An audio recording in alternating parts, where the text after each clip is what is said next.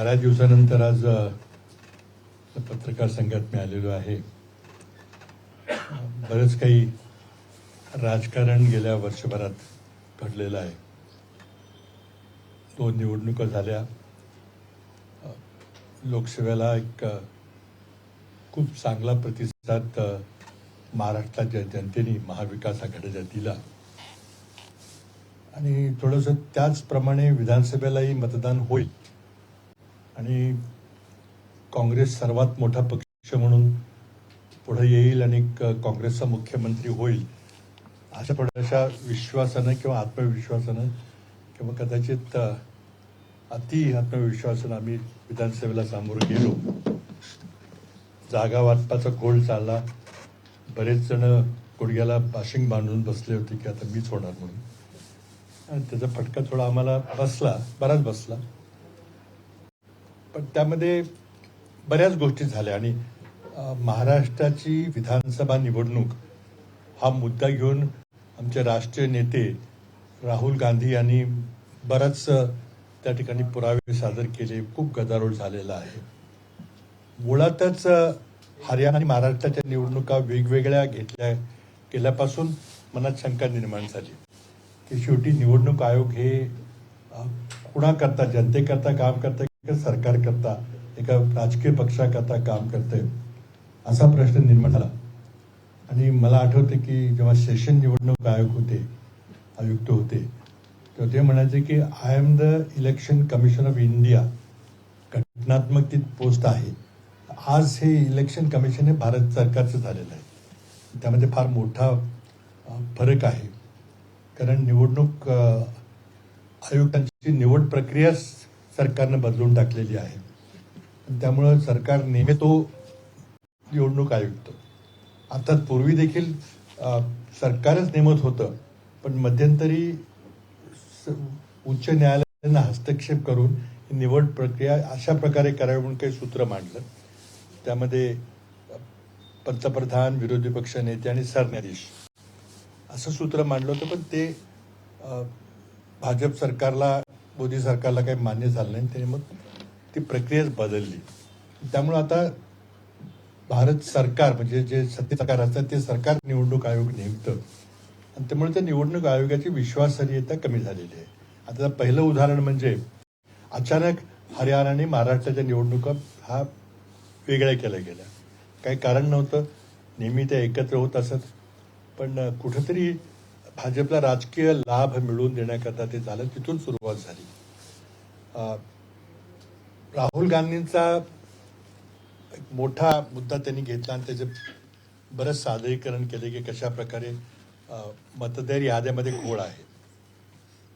निवडणूक झाले, निकाल लागले, बऱ्याच अनपेक्षित निकाल लागले. विश्लेषण तुम्ही लोकांनी केलं, आम्ही अंतर्गत केलं की लाडक्या बहिणीचा किती फरक पडला किंवा आणखी काही लोकप्रियतेचे निर्णय, सरकारी पैशातून पैसे वाटले गेले, थेट पैशाचा वापर खूप मोठ्या प्रमाणात झाला. सगळ्या गोष्टी झाल्या.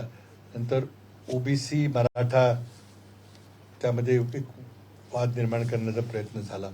पोलरायझेशन तिथं झालं. मग दलित समाजामध्ये बुद्धिस्ट दलित आणि हिंदू दलित तिथं पोलरायझेशन झालं. मग जिथं पोलरायझेशन करता येईल तिथं भाजपने पोलराईज केलं आणि अर्थात निवडणूक जिंकण्याकरता ज्या काही अटकली कराव्या लागतील त्या त्यांनी केल्या. परंतु आमच्या काँग्रेस पक्षानं आणि राष्ट्रवादी काँग्रेसचे नेते शरद पवार, उद्धव ठाकरे सर्वांनी मिळून निवडणूक झाल्यावर आम्हाला सांगितलं की जे सर्व पराभूत उमेदवार आहेत त्यांनी निवडणूक याचिका दाखल करावी. तर निवडणूक याचिकेचं काही होत नाही हे मला माहिती आहे. कारण मी बऱ्याच ठिकाणी मी जेव्हा प्रभारी होतो तेव्हा आम्ही लोकसभा निवडणुकीमध्ये निवडणूक याचिका केली होती. पण ते 5 वर्षात काहीच निकाल लागत नाही, कधीच लागत नाही. आणि त्यामुळे त्याला काही अर्थ नाही असं मला वाटलं होतं. पण वरून आग्रह झाला की नाही, तुम्ही केल्याशिवाय इतर कोणी करणार नाही.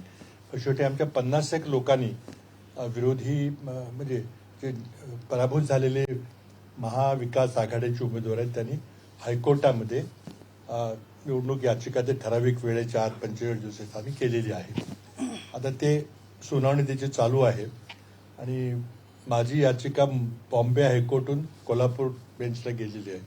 त्यामुळे थोडंसं तिथं नवीन वकील वगैरे देणं हे चाललेलं आहे. आता त्यामध्ये मी माझ्या मतदारसंघापुरती मी माहिती बहुतेक मुंबईला किंवा इथं मी प्रस्तुत करेन की त्यात आमचा काय अनुभव आहे. आणि माझ्या मतदारसंघापुरतं बोलायचं झालं तर फार मोठ्या प्रमाणात डुप्लिकेट मतदार तिथे नोंदणी केली गेली, फार मोठ्या प्रमाणात. आणि ते नंतर मी तिथं थोडंसं ती यादी जी आम्हाला दिली जाते ती मशीन रिडेबल नाही आहे. त्याला ती PDF फॉर्मॅटमध्ये मिळते, त्यामुळे मशीननी डुप्लिकेट नावं शोधणं कम्प्युटरने हे सहज शक्य नसतं, त्याला खूप उठाठेवी करावी लागते. ती आम्ही सगळी केली. काँग्रेस पक्षानेही महाराष्ट्राच्या सर्व 288 मतदारसंघामध्ये ती माहिती गोळा केलेली आहे. आणि ते AICCमध्ये आमचे तामिळनाडूचे खासदार सेंटिल म्हणून आहेत, शशिकांत सेंटिल, ते माझे IAS अधिकारी आहेत. ते त्याचं काम दिल्लीला AICCमध्ये बघतायत. मी माझं मतदारसंघापुरतं मी पाहिलं काम आणि त्याचे मी आकडे प्रस्तुत करीन. त्यामुळं अर्थात एकदा निवडणुकीत निकाल लागला की मग सगळेच म्हणतात की माझ्यावर अन्याय झाला वगैरे असेल. पण तरी पण मुख्य मुद्दा असा आहे की निवडणूक आयोगानं जी डुप्लिकेट नावं आहेत ती काढली पाहिजे, ती काढली नाही.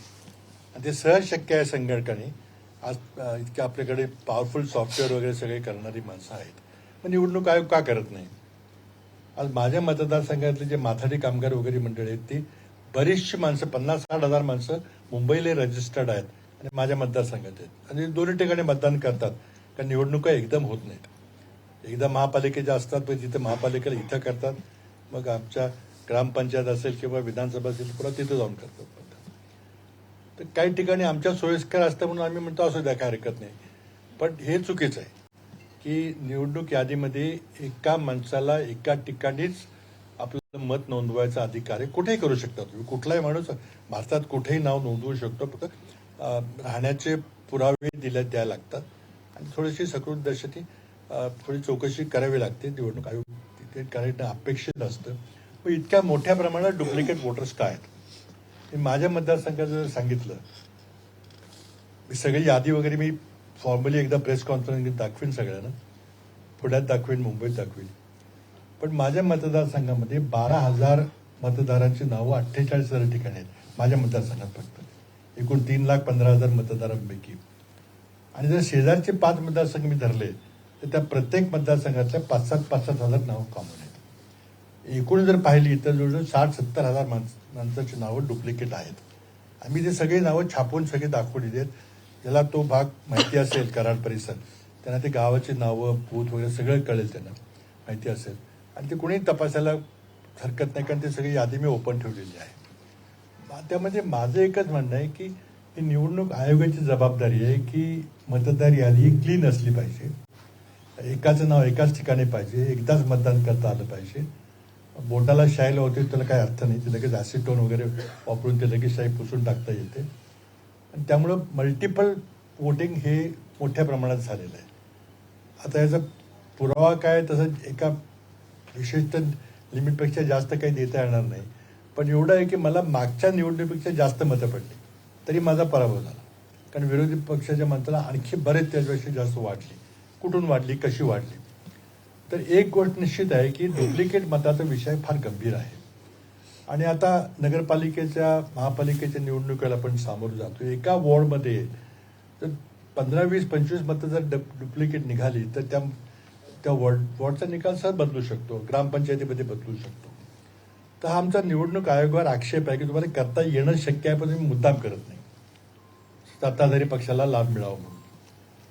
तर ती आता लढाई ही राष्ट्रीय पातळीवर राहुल गांधी लढतायत, आम्ही आमच्या पातळीवर, लोकल पातळीवर लढू. पण उद्देश एवढाच आहे की 5 महिन्याच्यात एवढा मोठा फरक लोकात झाला, त्याचं गणित अजून काय आम्हाला उलगडत नाही.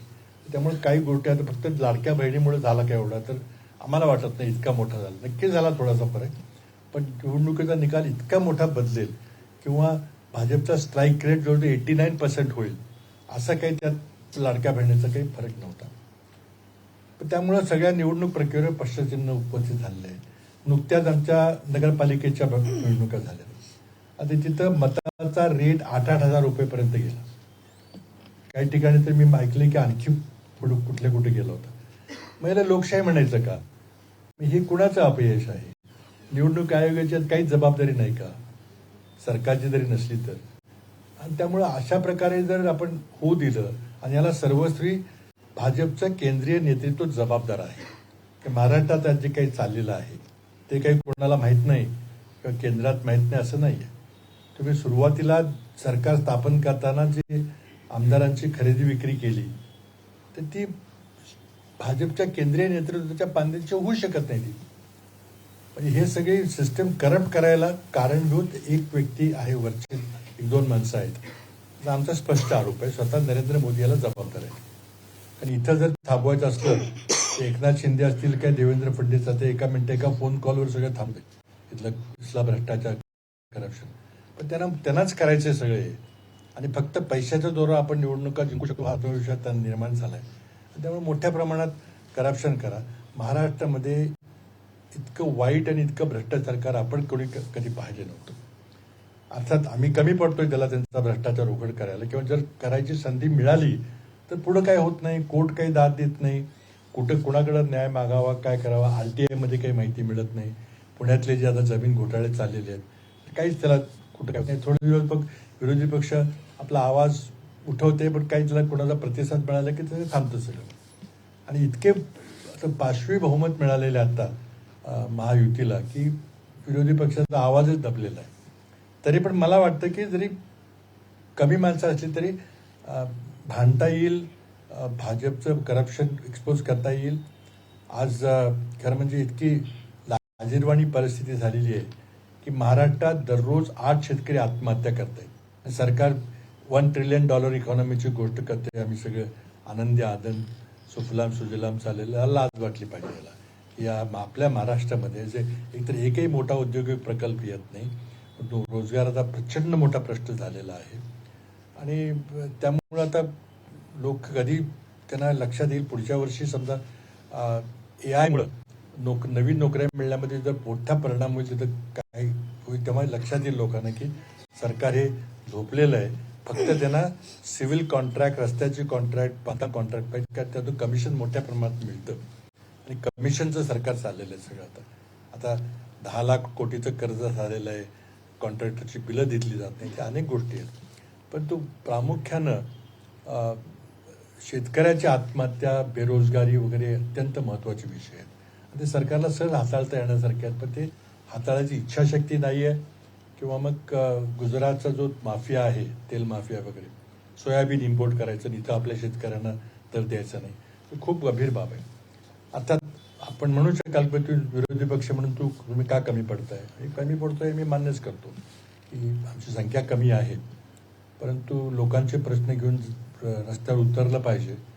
थोडे आमचे वेगळे मुद्दे तिथं जास्त हायलाईट होत आहेत. परंतु शेवटी विरोधी पक्ष जर प्रभावी नसेल तर त्या लोकशाहीला काय अर्थ राहत नाही. आज आपली अशी परिस्थिती आहे की जर विरोधी पक्षांनी जर आपला पुन्हा आवाज जर जनतेपर्यंत पोचवायला जर आम्ही कमी पडलो तर मग आम्ही सुद्धा त्या लोकशाहीच्या हत्येमध्ये सहभागी होतो असं म्हणावं लागेल तुमच्या. आज एक खूप विदारक परिस्थिती झालेली आहे. त्यामध्ये काही घटना घडतायत, काही बद्दल मी बोललो थोडंसं, परिस्थितीमध्ये कुतूहल निर्माण झालं. खूप लोक मला प्रश्न विचारतात तुम्ही कशा आधारावर काही बोलला, की मुद्दा मी काही ठिकाणी कराडला एका पत्रकार परिषद बोललो होतो या पुढच्या महिन्याभरात कदाचित मराठी माणूस पंतप्रधानपदी बसू शकेल. मी तसं का बोललो, काय बोललो, तर ते बऱ्याच ठिकाणी मी स्पष्टीकरण दिलेलं आहे. आपल्याला पाहिजे असेल तर इथे आणखी मी करू शकेल स्पष्टीकरण. पण 2-3 दिवस थांबून 19 डिसेंबरपर्यंत काय होतं आपण बघूया. 19 डिसेंबर का महत्त्वाची आहे ते मी सांगेन. दिल्लीमध्ये एक महत्त्वाचा विषय केंद्र सरकारने कालच घेतला आहे, आणि तो म्हणजे माझ्या दृष्टीने जरा महत्त्वाचा आहे, कारण मी ते खातं हाताळलेलं आहे. आणि तो म्हणजे अणुऊर्जा खातं जे आहे ते. त्यामध्ये एक निर्णय असा घ्यायचा चाललेला आहे की अणुऊर्जा निर्मिती विषय जो आहे तो संपूर्णपणे भारत सरकारने सार्वजनिक कंपन्यांच्या मार्फत करावा असा आपला कायदा आत्ता आहे, विद्यमान कायदा. त्या कायद्यामध्ये आज मोदी सरकारने त्या कायद्यामध्ये बदल करून त्यामध्ये खाजगी क्षेत्राला शिरकाव करून द्यायचा निर्णय घेतलेला आहे. तो काल कॅबिनेटने निर्णय घेतला आणि आज ते विधेयक संसदेमध्ये मांडलं गेलेलं आहे.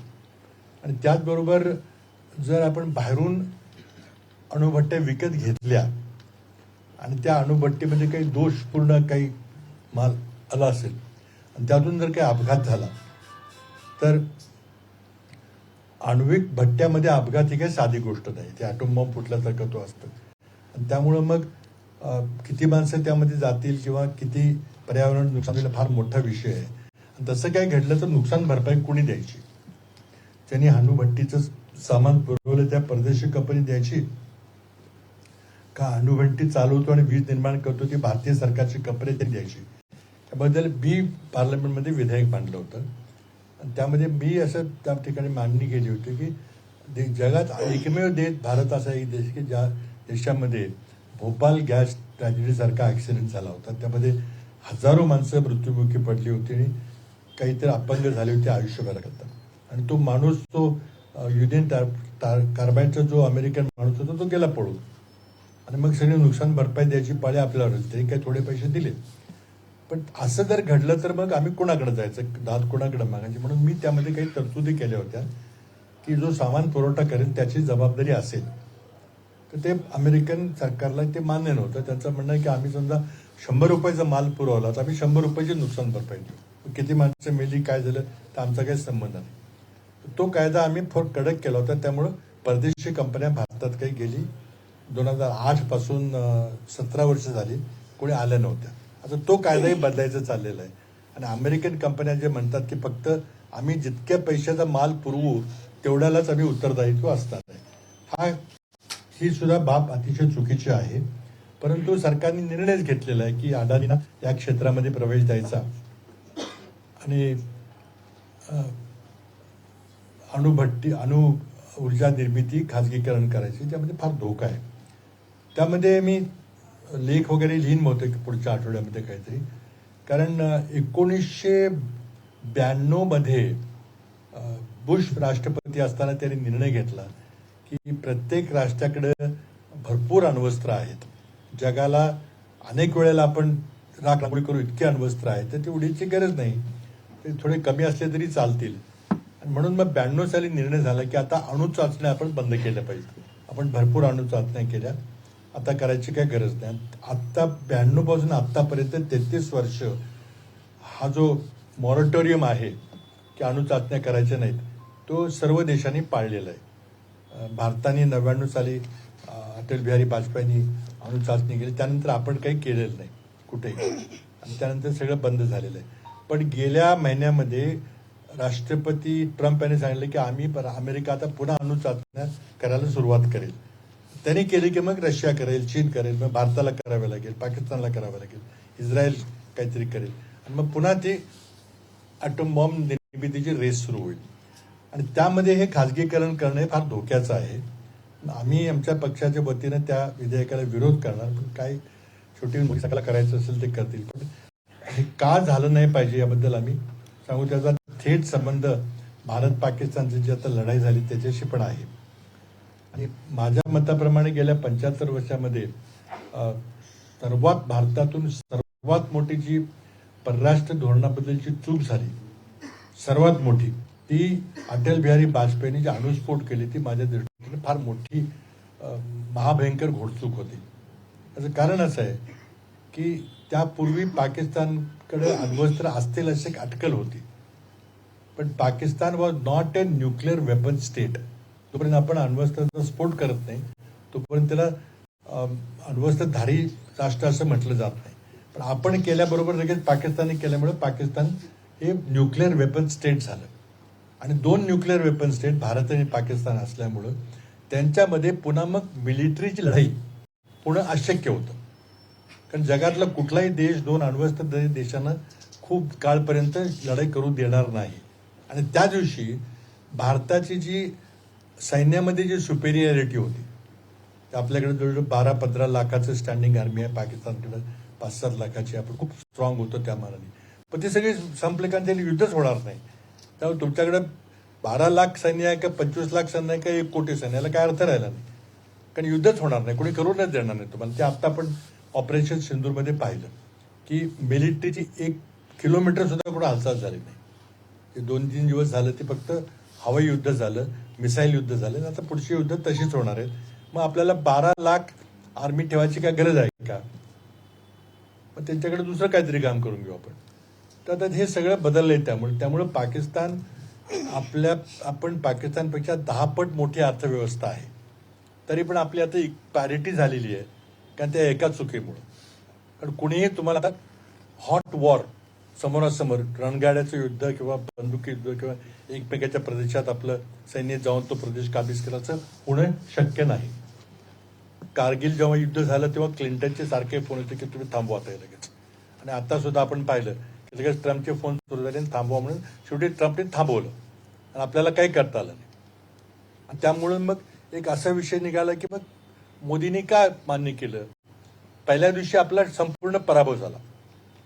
7 तारखेला जे हवाई युद्ध अर्ध्या तासात झालं त्यामध्ये आपला टोटल पराभव झाला. कोणी मान्य करो वगैरे न करो. आणि त्यामुळे त्या दिवशी भारताची जी विमानं पडली त्या दिवशी सगळा भारताचा एअरफोर्स हा ग्राउंड झाला. त्यानंतर एकही विमान उडलं नाही. तर कुठेही विमान उडलं की पाकिस्तानचं तुमचं विमान ग्वाल्हेर असेल किंवा भटिंडा असेल किंवा सिरसा असेल तिथं वाढायची शक्यता असल्यामुळं आपलं कम्प्लीट एअरफोर्स ग्राउंड झालं. आणि आर्मी काही कुठे जाऊ शकली नाही, कारण तिथं अनरिटन असा आपला करार झालेला आहे अमेरिका आणि मोठ्या राष्ट्रांच्यावर की एकमेकाच्या सरहद्दीवर क्रॉस करायचा नाही. तो करार कारगिल युद्धाच्या वेळेला झाला होता. किंवा कारगिल युद्धामध्ये वाजपेयी असताना जेव्हा आपण कारगिलमध्ये काही करू शकत नाही असं दिसलं की ते वर आहेत आणि आपण खाली आहोत, त्यामुळे आपण काही हे त्यांना हटवू शकत नाही कारगिलमधून, तेव्हा एअरफोर्सनी विनंती केली की आम्हाला एअरफोर्स वापरायची परवानगी द्या. पण त्याला वाजपेयींनी शेवटपर्यंत नकार दिला. पण शेवटी मग नाईलाजाने त्यांनी परवानगी दिली 25 मेला 99ला.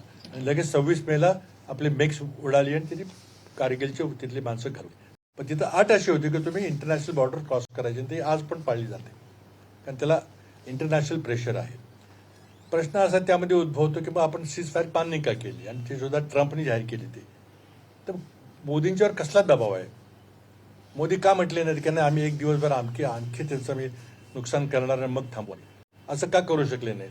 तर काय दबाव आहे, तर तो कुठंतरी आपल्याचं उत्तर आपण शोधलं पाहिजे.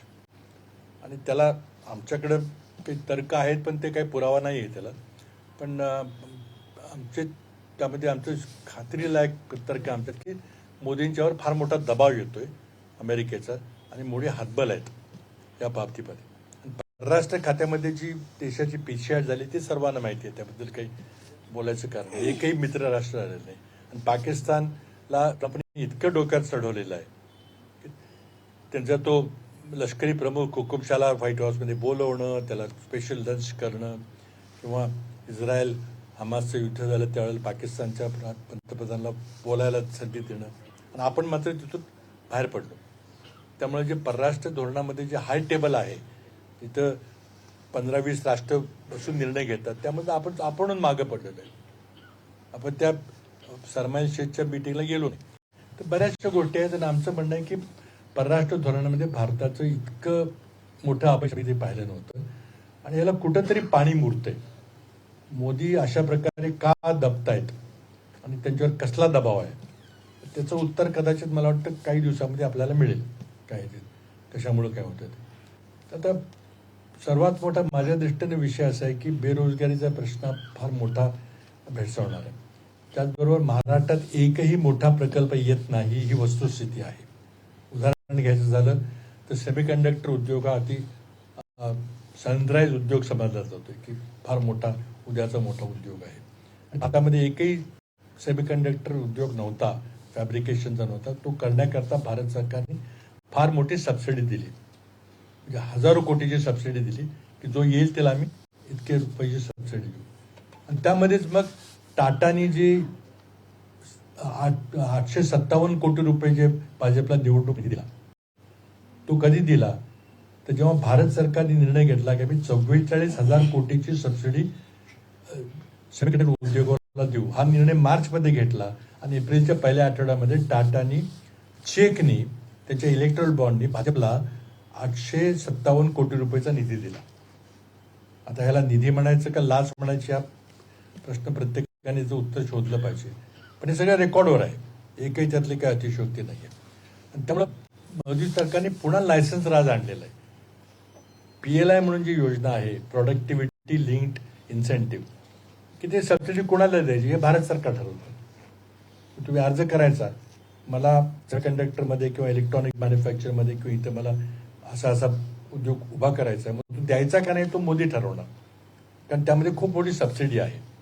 म्हणून एका दृष्टीनं पुन्हा एकदा जे लायसन्स राज मनमोहन सिंगने बंद केलं होतं ते पुन्हा सुरू झालेलं आहे. पण त्यामध्ये प्रश्न असा होतो की महाराष्ट्रात एकही मोठा उद्योग का येत नाही. टाटा हेडक्वार्टर्स हे मुंबईला आहे, पण टाटा गुजरातमध्ये प्रकल्प काढतात, आसाममध्ये काढतात, मुंबईला, पुण्याला, इथं तळेगावला, पिंपरी चिंचवडला का काढत नाही, कोल्हापूरला का काढत नाही किंवा नागपूरला का काढत नाही. त्याचं उत्तर नरेंद्र मोदी, देवेंद्र फडणवीस दिलं पाहिजे. आणि त्याचा थेट संबंध युवकांच्या रोजगाराशीच निगडीत आहे. एका बाजूला आर्टिफिशियल इंटेलिजन्स म्हणून नोकऱ्या मिळतील का नाही मिळतील हा मोठा प्रश्न निर्माण झाला. दुसऱ्या बाजूला मोठे उद्योगच आले नाहीत तर रोजगाराची संधी कोण देणार. आणि छोटे लघु उद्योग जे आहेत त्यामध्ये GSTचा घोळ केलेला आहे. अगदी नोटबंदीपासून सगळे घोळ करून तो सगळे स्मॉल स्केल इंडस्ट्री मारून टाकलेली आहे. त्यामुळे प्रश्न महाराष्ट्रातले अनेक आहेत. प्रचंड मोठा कर्जाचा डोंगर उभा केला आणि अत्यावश्यक सेवा ज्या आहेत त्यांच्याकडनं त्यांना काही पैसे मिळत नाहीत, कारण 10 लाखाचं कर्ज झालंय, त्यावर व्याज भरावं लागतंय, हप्ते भरावे लागतात, पेन्शन आणि पगाराचा खर्च आहे, त्यामुळे विकासाकरता फार कमी पैसे राहतात. त्यामुळं सरकार आपली पाठ तरी थोपटून घेतं की नाही आमचं सगळं चांगलं चाललेलं आहे. आणि त्यामुळं प्रश्न महाराष्ट्रात देखील अनेक आहेत. आता सहज गोष्टी घेतल्या तर आपण मेट्रो बऱ्याच ठिकाणी चालू आहे, तर मेट्रोचा पर किलोमीटर कॉस्टमध्ये का फरक येतो. नागपूर मेट्रोचा जो खर्च आहे तो पुणे मेट्रोमध्ये ठीक आहे, जमीन अधिग्रहणाचा फरक थोडा असू शकतो, पण मेट्रो बांधण्याचा खर्चामध्ये का फरक आहे. किंवा समजा UPने 13 एक्सप्रेसवे बांधलेले आहेत, किती अंतर आहे, किती लेनचे आहे ते सगळी माहिती आहे आपल्याकडे. आपण समृद्धी महामार्ग केला, तर त्या समृद्धी महामार्गाची पर लेन किलोमीटर कॉस्ट जर काढली तर महाराष्ट्रात इतकी जास्त कॉस्ट काय येते. ते पण भाजपचं सरकार, हे पण भाजपचं सरकार आहे. समृद्धी महामार्गाचा जो एरिया आहे तो काही UPपेक्षा फार वेगळा नाही आहे, फार डोंगरी आहे किंवा फार तिथं बोगदे करायचं असं काही नाही आहे. मग एवढा मोठा फरक का. तर त्यामध्ये मग सगळा जो घोटाळा तर आपण बघतो की शक्तीपीठ सरकारचा फक्त लक्ष आहे की रस्ते बांधा, PWDचे कॉन्ट्रॅक्ट द्या, कारण त्यातून कमिशन काढणं फार सोपं असतं. आणि कमिशनखोरी सरकार आहे. प्रचंड मोठी महाराष्ट्राची लूट चाललेली आहे. आणि त्यामुळं महाराष्ट्राचे जे पर कॅपिटल इन्कम आहे, दरडोई उत्पन्न आहे, त्यामध्ये आपला 11वा नंबर होत आहे, तो आणखी खाली घसरला आहे. मोठे उद्योग येत नाहीत, रोजगार मिळत नाही, शेतकरी रोज आत्महत्या करतायत. आणि हे सरकार सुजलाम सुफलाम वगैरे म्हणतंय आम्ही फार चांगले मोठे झालो, 1 ट्रिलियनच्या जाहिराती येतात पानभराच्या, काय त्याला अर्थ आहे. अगदी म्हणजे फार सरकारकडून फार मोठा अपेक्षा भंग झालेला आहे. इतके मोठी बहुमत असल्यामुळं तुम्हाला चांगले निर्णय घेता आले असते, काही लोकांचे प्रश्न सोडवता आले, ते सोडण्यामध्ये सरकार पूर्णपणे अपयशी ठरलेलं आहे. एक एक गोष्ट ती आम्ही वेळ काढू त्यामध्ये हे करू, परंतु पब्लिक अकाउंट्स कमिटी असेल ती कुठं काही घेत नाही. कुठं ज्या प्रकारे सरकारची स्थापना झाली त्यामध्ये सर्वोच्च न्यायालयाने निर्णयच दिला नाही की हे जे घडलंय ते पक्षांतर बंदी कायद्याचं उल्लंघन झालंय का नाही. आणि त्यामुळे लोकशाहीचा गळा घोटण्यामध्ये सगळ्यांनी, नरेंद्र मोदीपासून सगळ्या लोकशाहीच्या ज्या संस्था आहेत त्या सगळ्यांचा त्यामध्ये हात आहे. आणि त्यामुळं हे कम्प्लिटली इन्स्टिट्यूशन कॅप्चर ज्याला म्हणतात, संविधानिक संस्थाला त्या सगळ्या हस्तगत केले गेलेलं आहे.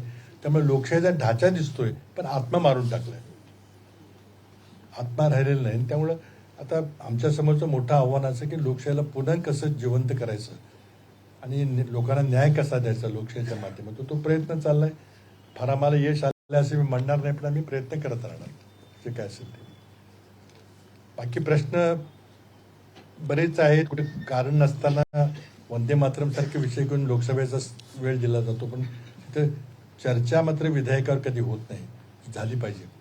आणि मग रेटून नेऊन आवाजी बहुमतावरून सगळे विधेयक पास करून सरकारला जे पाहिजे ते करायचं चाललेलं आहे. अत्यंत विदारक परिस्थिती आहे. त्यानंतर काय मार्ग निघेल का, आता याची वाट बघायची. काही आंतरराष्ट्रीय घटना घडलेल्या आहेत ज्याच्याबद्दल मी थोडा उजळता उल्लेख केला होता. आणि त्या घटना ज्या परदेशात घडतात त्याचे परिणाम आपल्या राजकारणावर होतील का, असा एक प्रश्न हायपोथेटिकल प्रश्न उपस्थित केला होता आणि मला असं वाटतं की त्याचे परिणाम आपल्या देशाच्या राजकारणावर होतील आणि ते ठराविक वेळेत होते. आणि म्हणून मी जी 19 डिसेंबरची तारीख दिलेली आहे त्याला एक संदर्भ आहे आणि त्या दिवशी काहीतरी मोठा स्फोट होईल आणि त्याचा भारतावर किती परिणाम होईल ते पाहायचं आहे. मला वाटतं की होईल म्हणून, पण तरी शेवटी एक राजकीय विश्लेषण आहे आणि एक्झॅक्टली काय घडते ते 19 तारखेला आपल्याला कळेल. बाकी मला वाटतं काही निवडणुका, आपल्या स्थानिक निवडणुका चालू झालेल्या आहेत. वेळापत्रक थोडं विचित्रच आहे, त्यामुळं प्रचाराची वेळ आपली जी नेहमी 24 तास आधी आपण प्रचार बंद करत ती आता पुढे ढकललेली आहे आणि फार गतान कारभार चाललेला आहे. नगरपालिकेच्या ज्या निवडणुका झाल्या इतका गलतान कारभार निवडणूक आयोगाकडे होईल अशी अपेक्षा नव्हती. म्हणजे अर्ज परत घ्यायची आणि छाननी होण्याची तारीख संपल्यानंतर 4 दिवसांनी चिन्ह वाटप झालं आणि लगेच 4 दिवसांनी निवडणूक प्रचार संपून लगेच निवडणूक घेतली गेली. विचित्र आहे, कारण निवडणूक आयोग जी स्वायत्त संस्था पाहिजे ती आता सरकारच्या हुकुमाखाली, आदेशाखाली चालते. दिल्लीची निवडणूक आयोग प्रक्रिया आणि महाराष्ट्रातली प्रक्रिया दोन्ही त्याच प्रकारे चालले. त्यामुळे लोकांचा या प्रक्रियेवरून विश्वास उडत चाललेला आहे आणि मला वाटतं मोदीने हेच पाहिजे की लोकशाहीमध्ये विश्वास नष्ट करायचा आणि मी सगळं चांगलं करीन, मला सगळं माहिती आहे आणि मी देशाचं सुजलाम सुफलाम करून काहीतरी बोगस घोषणा करायचं की 1947 साली आमचा देश विकसित राष्ट्र होईल. कोणीही त्याच्याबद्दल चर्चा करायला पुढे येत नाही की कसं होईल, काय तुमची विकसित राष्ट्राची कल्पना काय. आणि म्हणून बोगस जाहिराती द्यायच्या की आमचं विकसित होईल, हे इतकं बोगस आहे की आत्ताच्या विकास दराप्रमाणे होऊ शकत नाही. तर तुम्ही व्याख्या देत नाही की विकसित म्हणजे काय आणि फक्त जाहिराती द्यायच्या पूर्ण पानाचे की आमचं सगळं काही चांगलं होणार आहे आणि स्वतःला विश्वगुरू म्हणायचं. जगातले लोक हसतात सगळे त्याच्याकरता. तर 80 कोटी लोकांना तुम्हाला अन्नधान्य पुरवल्याशिवाय त्यांना जगवता येत नाही आणि तुम्ही विश्वगुरू याची गप्पा मारताय. पण तरी शेवटी आता मोदी आहेत, त्यांना निवडणुकीमध्ये विजय मिळवायची अटकल त्यांना लक्षात आली. आमच्या काही चुका झालेल्या आहेत, होत आहेत अजून. त्यामुळे आता चाललेले आहेत, तर मार्ग कसा काढायचा आमच्यासमोर प्रश्न आहे. मी बरेच वर्ष ज्यांनी राजकारण बघलं ते थोडंसं वेदना होतात की कुठं दिश आपला निघालाय, काय आपली क्षमता आहे, काय करू शकतो, काय करतोय आपण. अशा पार्श्वभूमीमध्ये आम्ही आज आहोत. आम्ही आमची जबाबदारी काही झटकून टाकत नाही. आमच्या चुका होत आहेत. आम्ही ज्या प्रकारे प्रभावीपणे विरोधी पक्ष म्हणून काम केलं पाहिजे, इंडिया आघाडीला एकत्र घेऊन केलं पाहिजे पुढे, तिथं आम्ही कुठेतरी कमी पडतोय ह्याची आम्हाला जाणीव आहे. पण त्यातून आम्ही अंतर्गत आत्मपरीक्षण करून त्यात काय बदल करता येईल ते करायचा आमचा प्रयत्न चालेल. धन्यवाद. काय असेल तर मग त्याच्यावर आपण चर्चा सुरू करू.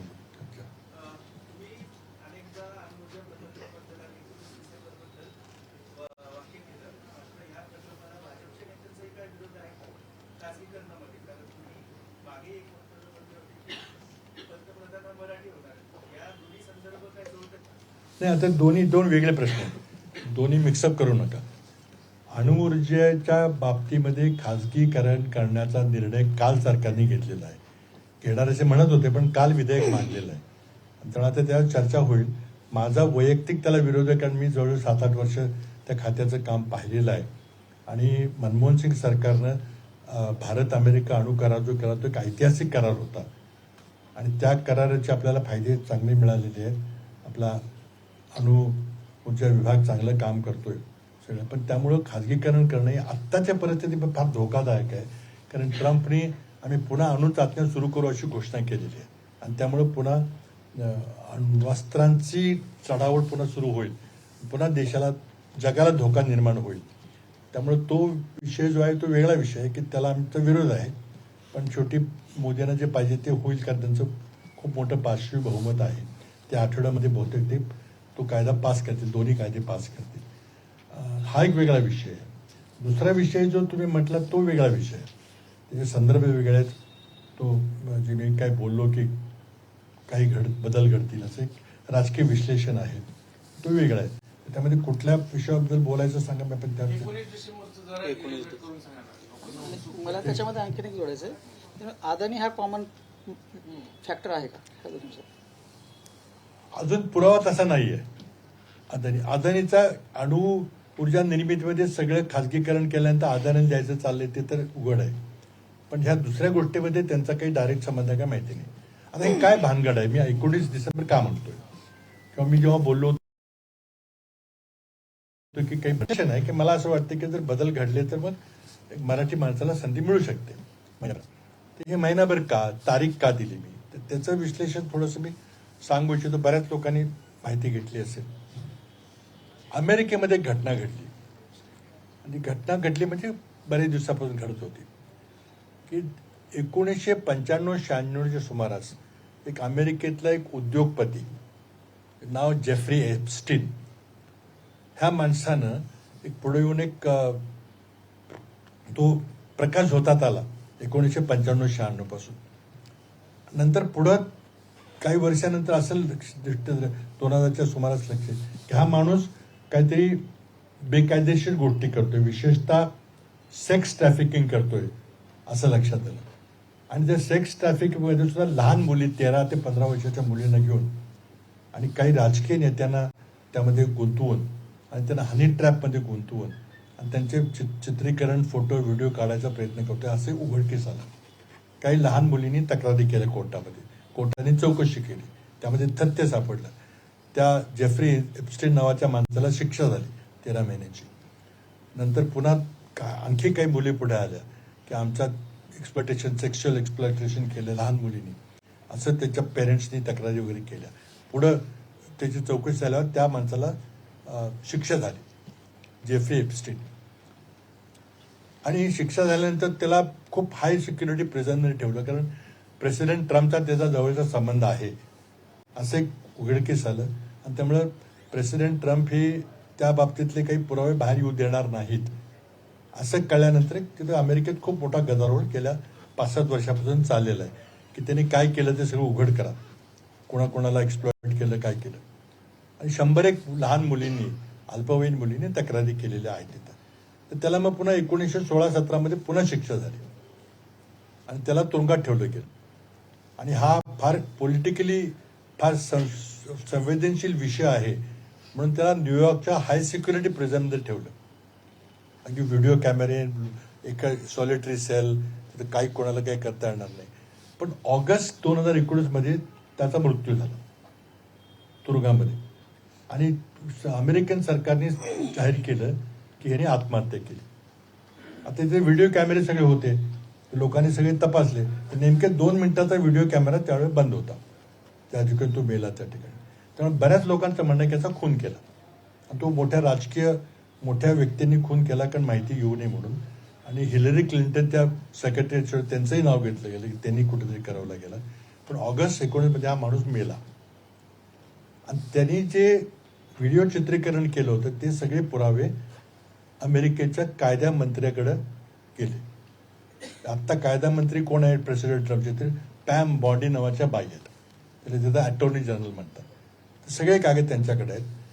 आणि त्यांनी एका पत्रकार परिषदेमध्ये सांगितलं की या जेफ्री एप्स्टीनची जी क्लायंट लिस्ट आहे, म्हणजे त्यांची जी गिराईक आहे त्याची यादी माझ्याकडे सगळी आहे. कुठल्या राजकीय माणसाला त्यांनी गुंतवलं होतं ते. मग पुढे प्रेसिडेंट ट्रम्पनी त्यामध्ये हस्तक्षेप केला आणि ते काही कागदपत्र खुले करायचे नाहीत असा तिला आदेश दिला. तर त्याचेच कायदा मंत्री आहे, त्यामुळे तिनं ते मान्य केलं. मग ती म्हटली नाही, आता आम्ही काही कागदपत्र जाहीर करणार नाही.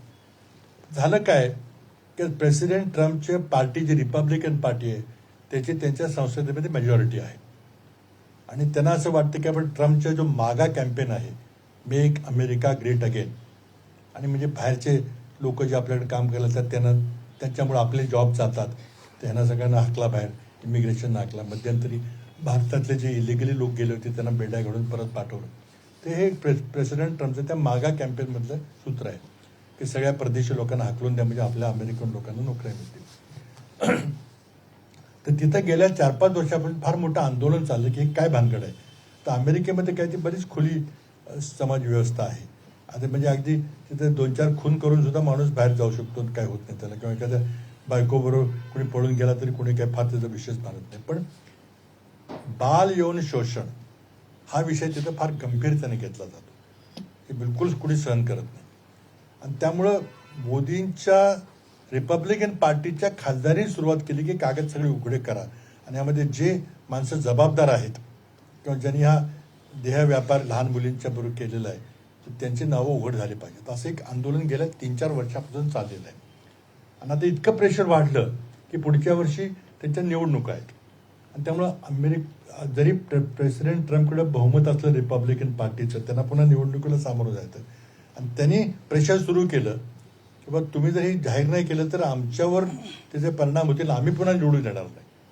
म्हणून प्रेसिडेंट ट्रम्पच्या रिपब्लिकन पार्टीने त्याच्यावर प्रेशर टाकले की सगळं खुलं करा, नाहीतर लोक आमच्यावर शंका घेतील वगैरे. आणि त्या प्रेशर खाली प्रेसिडेंट ट्रम्पच्या पुढे प्रश्न पडला की आता उघडतं केलं तर बऱ्याच लोकांची नावं निघतील बाहेर, नाही केलं तर आपल्या पक्षाच्या लोकांचं खूप मोठं प्रेशर आहे. आणि या वातावरणामध्ये या गेल्या 2 महिन्यापूर्वी रिपब्लिकन पार्टीच्या खासदारांनी निर्णय घेतला की काय नाही, ते काय व्हायचं ते होईल, पण सगळे कागदपत्र खुली करा. आणि त्याकरता मग रिपब्लिकन पार्टी डेमोक्रॅट दोघांचं एकमत झालं आणि गेल्या 19 नोव्हेंबर 2025 रोजी अमेरिकन संसदेने कायदा पास केला. त्या कायद्याचं नाव आहे एप्स्टीन फाईल्स ट्रान्सपरन्सी ऍक्ट. किंवा तो गुगल केलं तर तुम्हाला सगळी त्याची माहिती मिळेल. मी काही नवीन सांगतो असं नाही, त्यातलंच सांगतो तुम्हाला. त्या कायद्यामध्ये काय म्हटलेलं आहे की एप्स्टीनची जी तो मेला जरी असला तर त्याची जे कागदपत्र किंवा त्याचे फोटोग्राफ, व्हिडिओ क्लिप्स, ईमेल सगळ्याची माहिती आहे, त्याला एकंदरीतपणे एप्स्टीन फाईल्स असं नाव आहे. तर ते एप्स्टीन फाईल्स सगळ्या खुल्या करा असा अमेरिकन संसदेनं कायदा केला. त्या कायद्याचं नाव आहे एप्स्टीन फाईल्स ट्रान्सपरन्सी ऍक्ट. आणि 19 नोव्हेंबरला राष्ट्रपती ट्रम्पने त्याच्यावर सही करून तो कायदा पारित झाला. कायद्यामध्ये काय म्हटलेलं आहे की 1 महिन्याच्या आत सगळे कागदपत्र 20 GB डेटा आहे तो, ते सगळे कागदपत्र खुले करा. त्यामध्ये पुन्हा अशी अट आहे की त्यामध्ये कुठलाही भाग लपवता कामा नये, कारण 100 मुलींचं शोषण झालं, त्यांना न्याय मिळाला पाहिजे. त्या अल्पवयीन मुली आहेत, त्या 13-15 वर्षाच्या. आणि त्यामुळे किती मोठा राजकीय पुढारी असेल किंवा मोठी सेलिब्रिटी असेल किंवा फिल्म स्टार असेल किंवा उद्योगपती असेल, ते सगळ्यांची नावं बाहेर करा आणि एकही नाव गुप्त ठेवता कामा नये असं त्या कायद्यात म्हटलेलं आहे. आता त्यामुळं आणि 1 महिन्यात करा असं म्हटलेलं आहे. 19 नोव्हेंबरला कायदा पास झाला, 19 डिसेंबरला 1 महिना पूर्ण होईल. त्यामुळे 19 डिसेंबर तारीख. त्यातल्या आता त्यांनी काल परवा काही कागदपत्र रिलीज केले, त्यामध्ये 90,000 फोटोग्राफ रिलीज केलेत आणि ते आता लोकांचं तपासत चालत. 20,000 ईमेल रिलीज केलेत, बाकी आता होणार आहेत. तर त्यामध्ये एक अशी चर्चा तिथं सोशल मीडियावर चाललेली आहे की काही मोठ्या लोकांची नाव आहेत. कोण कोण मोठे लोक आहेत? ते बिल क्लिंटन, अमेरिकेचे पूर्व राष्ट्रपती, त्यांचा इतिहास लोकांना माहिती आहे. मोनिका लेविन्स्की प्रकरण काय झालं होतं ते त्यांचं नाव आहे. त्यानंतर बिल गेट्स, मायक्रोसॉफ्टचे मालक, जगातला सर्वात श्रीमंत माणूस, त्यांनी कबूल केलंय की मी जेफ्री एप्स्टीनची माझी मैत्री होती त्यामुळे माझा घटस्फोट झाला, असं बिल गेट्सने कबूल केलं. आणि ते माहिती आहे आपल्याला की बिल गेट्स आणि मेलिंडा गेट्सचा घटस्फोट झालेला आहे. त्यानंतर इंग्लंडचे राजकुमार प्रिन्स अँड्र्यू, आता सध्या जे प्रिन्स किंग चार्ल्स म्हणून जे राजे आहेत त्याचा धाकटा भाऊ, त्याला ड्यूक ऑफ यॉर्क अशी पदवी आहे, शाही पदवी आहे. तर त्याच्यावर आरोप झाला की तो सुद्धा या सेक्स स्कॅन्डलमध्ये इन्व्हॉल्ड होता. तर त्यांनी नंतर मग ते ज्या मुलीने जे आरोप केले, नाव घेतलं की हा माणूस म्हणजे माझ्यावर त्यांनी अत्याचार, त्यांनी $15 मिलियन सेटलमेंट केली. त्या मुलीला $15 मिलियन दिले प्रिन्स अँड्रूनी आणि मग तडजोड केली, मग बाहेर नाव घेऊ नका माझं वगैरे काय ते झालं. आणि तिकडे मग इंग्लंडमध्ये परत गेल्यावर किंग चार्ल्सने आपल्या धाकट्या भावाच्या सगळ्या शाही टायटल्स काढून घेतल्या.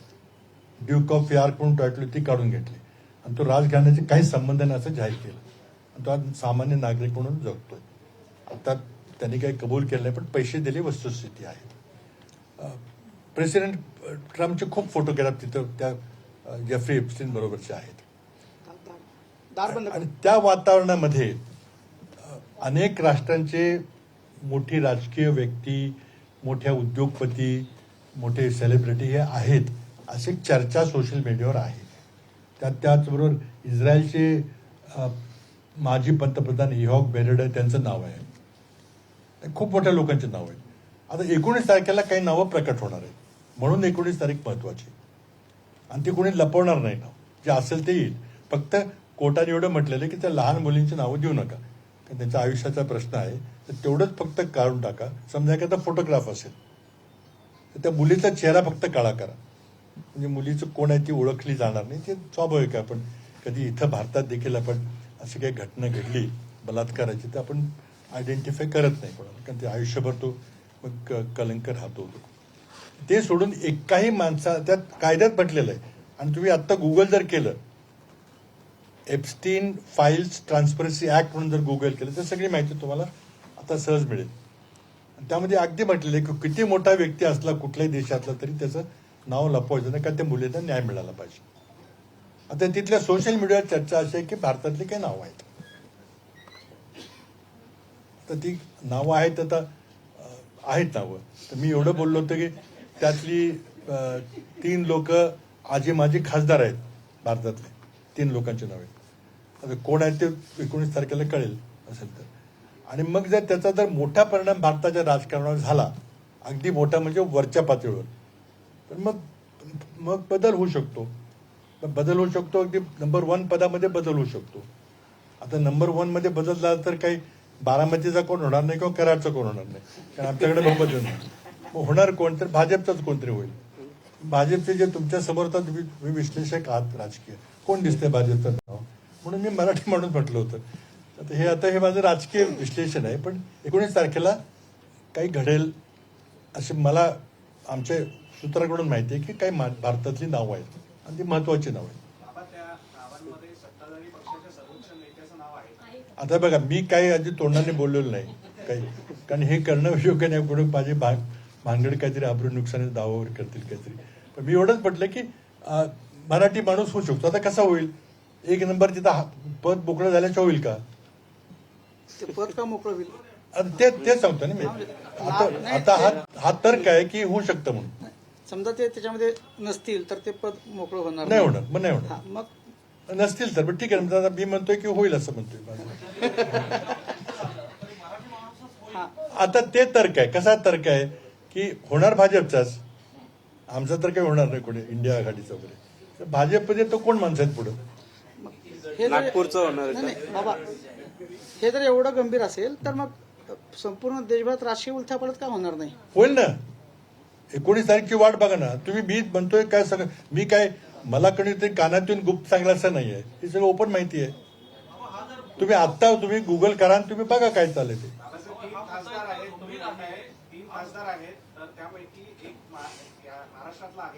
नाही हे बघा, मी जेवढं बोलले तेवढं माझ्या तोंडात शब्द घालू नका. मी काय म्हटलं की त्यामध्ये आजी माझी 3 खासदारांची नावं आहेत. आजी माझी 3 खासदार, आणि खासदार असतील किंवा आणखी त्याच्यापेक्षा मोठ्या पदावर असतील. आणि खासदार तर आहेतच ना, आणि होते एक होते आणि 2 आहेत. त्यामुळे ते आता 19 तारखेची वाट बघूया. मग तर नाही, ते तर आपण कधी आंतरराष्ट्रीय पेपर वाचत नाही. अमेरिकेत काय चाललं त्याच्यात तुम्ही कोणी दाद घेत नाही. त्याला आता काय करायचं, आपली वाचन संस्कृती काय झाली आपण बघतोय. सोशल व्हॉट्सअपवर बघून आपण सगळे ठरवतो. पण म्हणून मी सांगतो ना, तुम्ही गुगल करा ना. तुम्ही फक्त 1 नंबरवर भर देताय, 2 नंबर पण त्यात सहभागी. नाही, मी 1 नंबरवर बिलकुल बोललेलो नाही काही.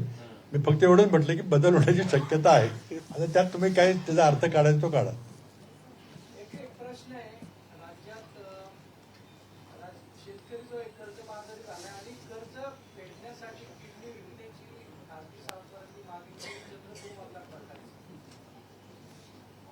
नाही, आता काय झालं की हे जे सरकार आहे, सरकारचे प्रमुख आहेत, त्यांना खरं म्हणजे लाज वाटली पाहिजे. महाराष्ट्रात दररोज 8 शेतकरी आत्महत्या करतायत. तुम्ही म्हटले तसे प्रकार व्हायला लागले, आणि सरकारचं संपूर्ण अपयश आहे.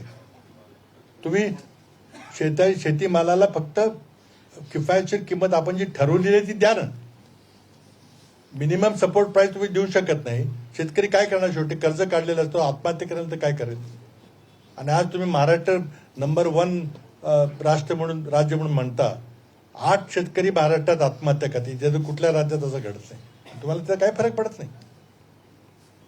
बाबा आता विषय एक मिनिट, एक मिनिट. विषय तो सगळा मला त्या दृष्टीने विचार तुम्ही विचारा, मी पुढे विचारतो. 19 डिसेंबरला तू म्हणतो देशात हालचाल होईल म्हणजे सगळं उलथापालट होईल तर त्याचा राज्याच्या राजकारणावर काही परिणाम होईल? नाही असं आहे बघा, मी काय म्हटलं की 19 डिसेंबरला अमेरिकेमध्ये हे सगळे कागदपत्र खुले होणार आहेत, एवढी आपल्याकडे फॅक्ट्स आहे, माहिती, ही सगळी ओपन माहिती आहे.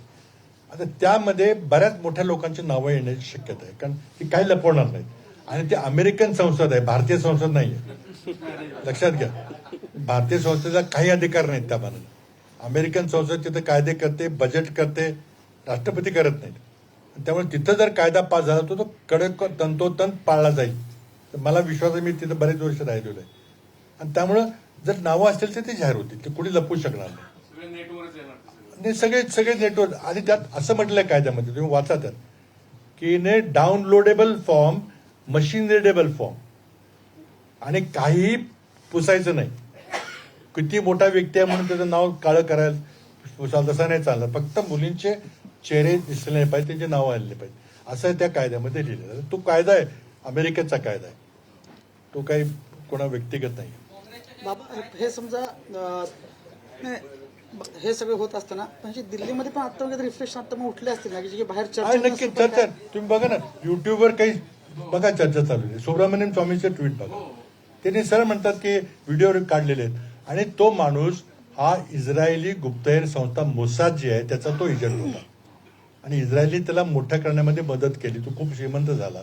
त्याचे पॅरिसमध्ये, न्यूयॉर्कमध्ये, फ्लोरिडामध्ये मोठे मोठे महाल होते आणि तिथं तो सगळ्यांना घेऊन जायचा आपल्या खाजगी विमानानं आणि तिथे हे सगळे चाळे चालायचे. त्यांनी त्याचं एक बेट विकत घेतलंय, त्याचं स्वतःच्या मालकीचं बेट आहे. त्या मालकीवर सगळ्या बऱ्याचशा गोष्टी आहेत, तिथं सगळ्या गोष्टी आहेत आणि प्रत्येक खोलीमध्ये अत्यंत अत्याधुनिक कॅमेरे लावले होते, फोटो सगळे काढलेले आहेत. अगदी हजारो लक्षावधी फोटो आहेत, ते उद्या त्याला प्रकट होतील. म्हणजे मध्ये ते नाशिकला ते थोडंफार गडबड झाली ते तशा प्रकारे ते फार छोटंच होतं, म्हणजे दाबलं आपल्याकडे सगळं. ते आपल्याकडे दाबलं जातं, ते तिथं नाही दाबलं जातं. थोड्या वेळापूर्वी आपण जे काही विश्लेषण केलं म्हणजे देशातली आणि राज्यातली एकूण राजकीय स्थिती, त्याच्यामध्ये तुमच्या बोलण्यातून बऱ्याच गोष्टी आल्या की काही ठिकाणी आम्ही कमी पडलो.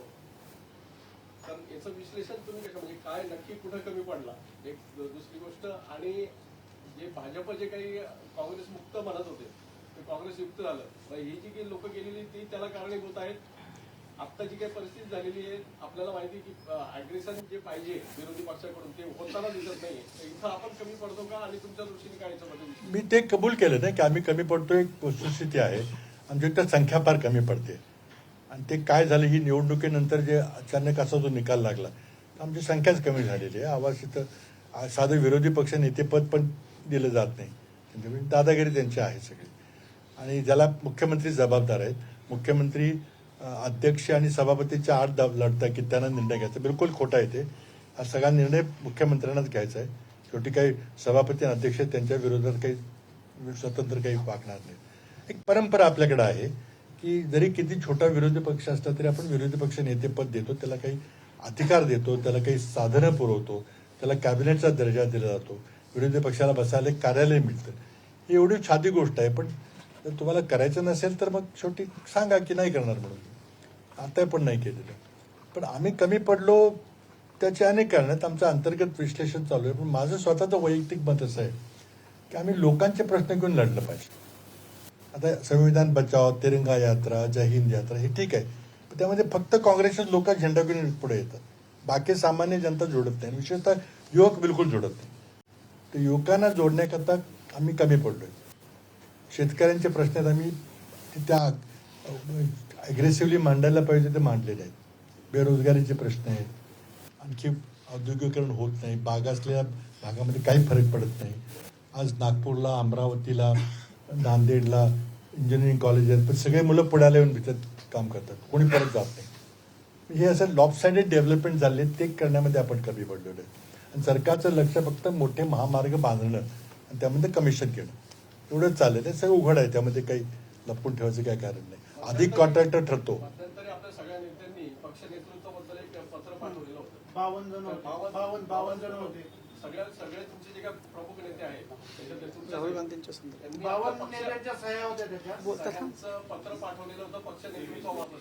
तर आता तुमचं मत काय आहे? नाही नाही 52चं मला माहिती नाही कधी. 23 आहेत रे. 23, हां तर ते आम्ही होतो त्या, म्हणजे मी पण होतो त्यात. तर ते खूप जुनी गोष्ट आहे ती. मला वाटतं 3-4 वर्ष झाली. आता काय स्थिती आहे तुमचं पक्ष नेतृत्व तुमचं मत आता बघा आमच्या पक्षामध्ये काही चर्चा चालू आहे, पण आता त्याबद्दल काही मी बोलणार नाही. ती आमची चालू आहे चर्चा. किंवा आपण बिहारची इलेक्शन झाल्यानंतर चिंतेचं वातावरण निर्माण झालं का आपण केलो. कर्नाटकमध्ये थोडासा वाद चाललेला आहे, तो आपण का मिटवू शकत नाही. अशी काही चर्चा आमच्या अंतर्गत चालू आहे. मुंडवा जमीन घोटाळ्यावर विरोधक आवाज काय उठवत? कुठले मुंडवा सगळं एवढं झालं, पाच पवारचं नाव आता नाव घेतलं पण ते रिटर्न करत त्याच्या FIR मध्ये नाव पण नाही आहे. तेच ना. चौकशी तर केली पाहिजे. आता ते मांडलं आमच्या विधिमंडळामध्ये लोकांनी काही मांडलेलं आहे, पण आता किती प्रभावीपणे मांडले मला काही त्याची माहिती नाही. टाकल्यासारखं झालं. म्हणजे कोणी आवाज आंदोलन करत सगळंच मॅनेज केलं ना. ज्यांच्या संस्था आहेत त्यांच्यावर टांगती तलवार आहे की तुम्हाला ED लावतो, तुम्हाला CBI लावतो. त्यामुळे ज्यांच्या संस्था आहेत त्यांचा आवाज थोडासा क्षीण झालाय. उगाच भानगड आपल्या मागे लागेल काहीतरी. असे फार थोडे आहेत आमच्यासारखे की आमच्या काही संस्था नाहीत, काही नाही. आम्ही बोलू शकतो. आता एवढं बोलायचं कोणाला धाडच नाही ना. आता चिंता तेच नाही, पवार फॅमिलीला एवढं का वाचवलं? म्हणजे दादांना सत्तेत घ्यायचं, पुन्हा चेक ठेवायचा, चेक अँड बॅलन्सचं राजकारण खेळत राहायचं इलेक्शनच्या सगळं. तर त्या पक्षात काय चाललं आता मी बोलणार नाही. काल पवारसाहेबांनी सर्वपक्षीय लोकांना निमंत्रण दिलं होतं त्यांच्या वाढदिवसाच्या निमित्ताने. सगळे आले होते. अडाणी होते, आमचे लोक, राहुल गांधी, प्रियंका गांधी होत्या, अजित पवार होते. ते म्हणजे ते एक पॅचअप झालेलं आहे असं दिसतंय कधी. पवार फॅमिली एकच आहे. आता तुम्ही बघता ना, मी आता काय सांगितलं पाहिजे का? म्हणजे पॉलिटिकली म्हणतो मी, तशी तर आहे जगाला माहिती. पॉलिटिकली पवार फॅमिली एकच आहे आता तुम्हीच बघताय ना, तर मी काय त्यात सांगू. तुम्ही जवळून बघताय जास्त. चिन्मय सीजफायरचा उल्लेख केला. हां. मोदींवर दबाव आहे असं म्हणाला तुम्ही. आणि ट्रम्पसमोर ते हतबल आहे. हो. त्याचा संदर्भ या 19 डिसेंबरशी आहे. असू शकतो, पॉसिबल. आणि ते उद्या कळेल 19 तारखेला. माझा तर स्पष्ट आरोप आहे की त्यांच्यावर दबाव आहे खूप. आणखीन एक उदाहरण द्यायचं झालं तर इस्रायल हमासचं युद्ध चाललंय.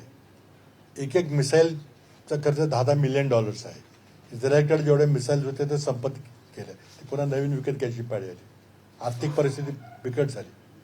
मोदी 10 फेब्रुवारीला अमेरिकेला गेले. तिथूनच डायरेक्टली 500 मिलियनची ऑर्डर इस्रायलला दिली डायरेक्ट. ती गरज होती का? भारताला ती शस्त्र पाहिजेत का माहिती नाही. चर्चा नाही, काही नाही, एकदम ऑर्डर देऊन टाकली. बऱ्याच गोष्टी घडतायत की त्यामुळं परराष्ट्र धोरण संबंध टोटली कोलॅप्स झालेले. त्यात काही त्याची चर्चा करायची असेल तरी मी सांगेन काय काय झालं ते. पाकिस्तानला एकदम वर आणून ठेवले ट्रम्पने. आणि प्रत्येक गोष्टीमध्ये भारताच्या विरोधात आयात कर लावायचा, टॅरिफ लावायचे, सँक्शन लावायचे, सगळं चाललेलं आहे. टोटली वन साइडेड चाललेलं आहे. कशामुळे मोदी हे का सहन करतायत? आणि त्यांचं ट्रम्पचं कुठं फाटलंय? काय अडचण झाली? इतकी दोस्ती होती, नमस्ते ट्रम्प कार्यक्रम, अबकी बार ट्रम्प सरकार सगळे केलं. मग कुठं बिनसलं? कशात घेऊन सगळं फेल झालं. कारण परराष्ट्र धोरण असं होत नाही. वैयक्तिक व्यक्तीवर कधी अवलंबून नसतं. मोदी सरकार 2014 पासून मोदी व पंडित जवाहरलाल नेहरूवर समय पर उनके कार्य क्षेत्र पर प्रशंसा चिन्ह ये करती है. तो ऐसे में कांग्रेस ने जो है मोदी सरकार की मुखालिफत ज्यादा नहीं की. क्यों? नहीं, ऐसे देखिए, हम तो कर रहे हैं, बिल्कुल कर रहे हैं. बिल्कुल ये गलत बात है कि हम नहीं कर रहे. उनका क्या है कि वो सोचते हैं कि मैं सबसे पहले जब आए उन्हें सबको बुला लिया अपने स्वेरिंग इन में. ऐसा लगे कि मैं बहुत पीस मेकर बड़ा हूँ, मेरे को नोबेल प्राइज मिल जाएगा. सबकी नजर होती है नोबेल प्राइज मिलेगी, पीस प्राइज मिलेगा. लेकिन बाद में वो सब एक एक गलतियां होती गई और पता चला कि सब खोखलापन है.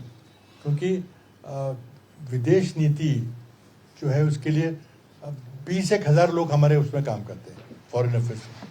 तो उनको तनख्वाह देते हम काय को देते हैं? इतना आसान अगर विदेश नीति होती कि जाके गले मिलने से सब ठीक हो जाएगा, तो फिर तो इसकी जरूरत नहीं थी किसी. इसे मैंने कहा कि आर्मी की आज जरूरत नहीं, क्योंकि लड़ाई होगी नहीं हमारी पाकिस्तान से. ये सब गड़बड़ हो गई है विदेश नीति में.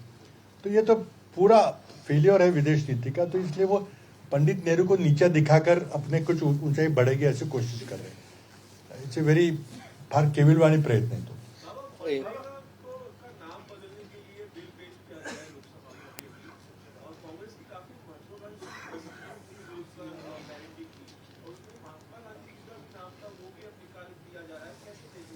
पर देखिए, ये तो ऐसे है कि कांग्रेस की पूरी लेगेसी मिटाने का उनका कोशिश है। जब कांग्रेस मुक्त बोलते हैं, इसका मतलब है कि कोई विपक्ष रहना नहीं चाहिए। और मोदी जी को कहना है कि जनतंत्र, लोकशाही, डेमोक्रेसी कोई मतलब नहीं, मैं अकेला काफी हूँ, मुझे सब पता है कैसे ठीक करना है, मैं सब अच्छा कर दूंगा, तो आप ये बाकी सब फालतू चीजें छोड़ दीजिए। तो ये उनका एक व्यू है कि जैसे Singapore K Lee Kuan you जैसे थे, वो डिक्टेटर थे, लेकिन उन्होंने सिंगापुर का एक बड़ा गरीब देश से अमीर देश बना दिया। तो वो उनका मॉडल है। तो उस तरह से मैं डिक्टेटरशिप चलाऊंगा तो देश के लिए अच्छा होगा, और देश को मैं महान देश बनाऊंगा, विश्व गुरु बनाऊंगा, ऐसे उनके कुछ सोच है। वो डेमोक्रेसी में बिल्कुल विश्वास नहीं रखते, और जो भी कांग्रेस की लेगेसी उसको मिटाने की कोशिश कर रहे हैं। नेहरू जी का नाम हटाना, इंदिरा जी का नाम हटाना, अब महात्मा गांधी का नाम हटाने की बात है। और मनरेगा के बारे में मोदी जी के मूल विचार क्या थे आपको पता है? उन्होंने जब मजाक उड़ाया था, लेकिन मनरेगा ही था जिसने कोविड के दौरान बचाया सब कुछ। कर्नाटकमध्ये डी.के. शिवकुमार की सिद्धरामय्या हे अजूनही सुरू आहे काँग्रेसमध्ये. मी असं बोललं जातं की डी.के. शिवकुमारांना दिलं जावं, पण ते दिलं जात नाही. मी काय चाललंय ते? आता ते बघा, ते काय प्रत्येकाला महत्वाकांक्षा असते. डी.के. शिवकुमार आमचे युवा नेते चांगले तिथं आहेत. सिद्धरामय्या हे त्यांना विधिमंडळ पक्षाचा त्यांना चांगला पाठिंबा आहे. त्यामुळं तिथं त्या दोघांची महत्वाकांक्षा आहे, त्यातून मग काहीतरी मार्ग निघेल काहीतरी. बाबा, खूप वर्षापूर्वीची गोष्ट आहे. आता हे सगळे पवारांच्या घरी सगळे जेवायला गेले काँग्रेसचे नेते वगैरे. खूप वर्षापूर्वी तुम्ही एकदा पवारांच्या पंतप्रधान जेव्हा चर्चा चालू होती तेव्हा तुम्ही जेवणाच्या त्या निमंत्रणामध्ये व्यवस्थित तुम्ही होतात, आणि तेव्हा तुमचं मंत्रिपद अचानक कापलं गेलेलं होतं दिल्लीतनं. एक तो किस्सा जुना आहे. नाही, दिल्लीतलं मंत्रिपद कधीच कापलं गेलं होतं. काय आता ते सुरुवातीचं सुरुवातीच्या काळात आता ते पवारांचं जेवण तुम्हाला तेव्हा महागात पडलेलं होतं. ते आता इतिहास आहे तो 91चा इतिहास आहे. 91ला मी पहिल्यांदा जेव्हा खासदार म्हणून गेलो, तर त्यावेळेला राजीव गांधींची हत्या झाली होती, आणि आता पंतप्रधान कोण होणार त्याबद्दल अटकली झाल्या होत्या. आणि त्या परिस्थितीमध्ये पवारसाहेब हे फार मोठे काँग्रेसचे नेते होते, आणि नरसिंहराव हे कुठे चित्रातही नव्हते, ते निवडणूक देखील लढली नव्हती.